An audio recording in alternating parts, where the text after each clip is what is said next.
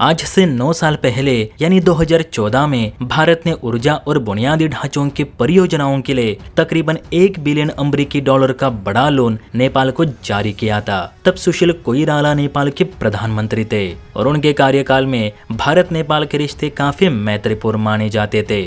बाद में 2017 तक पुष्पकमल दहल यानी प्रचंड नेपाल के पीएम रहे और इनके कार्यकाल में भी भारत ने बुनियादी परियोजनाओं के लिए 350 मिलियन अमेरिकी डॉलर का सॉफ्ट लोन नेपाल को मुहैया किया था। पुष्पकमल दहल के बाद केपी ओली नेपाल के पीएम बने, जो कि पहले से ही एंटी इंडिया सोच और प्रो चाइनीज इंसान है। इसके बावजूद भारत ने 5,000 करोड़ रुपयों के हाइड्रो पावर प्लांट के लिए नेपाल को लाइन ऑफ क्रेडिट दी। अब इतना सब कुछ देने के बावजूद नेपाल ने भारत विरोधी सोच नहीं छोड़ी।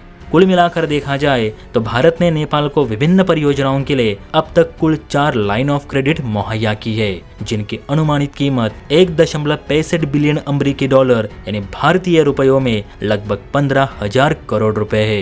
इसके अलावा समय समय पर भारत ने अन्य सॉफ्ट लोन और ग्रांट भी नेपाल को मुहैया किए हैं, लेकिन बदले में हमें क्या मिला? तो कुछ नहीं। आज मैं इस सब लोन के आंकड़े आपको इसलिए बता रहा हूँ क्योंकि नेपाल में जो कुछ हो रहा है उसके लिए नेपाली लोग भारत को ही दोषी ठहरा रहे।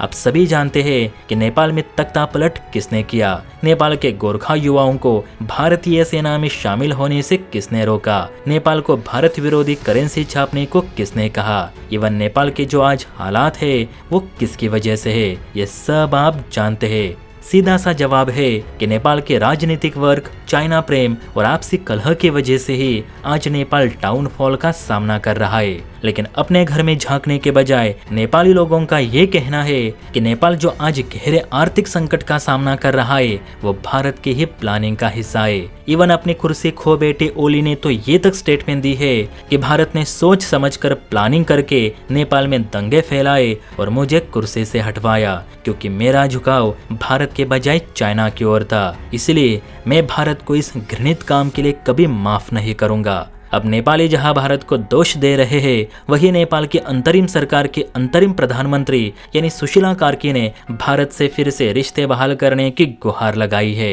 इवन कुछ रिपोर्ट्स में तो ये भी बताया जा रहा है कि सुशीला कार्की भारत से नए आर्थिक पैकेज की आस लिए बैठी है, ताकि उनके ही स्टूडेंट्स ने जो तोड़फोड़ करके नेपाल की अर्थव्यवस्था कमजोर कर दी है उसे फिर से पटरी पर लाई जा सके।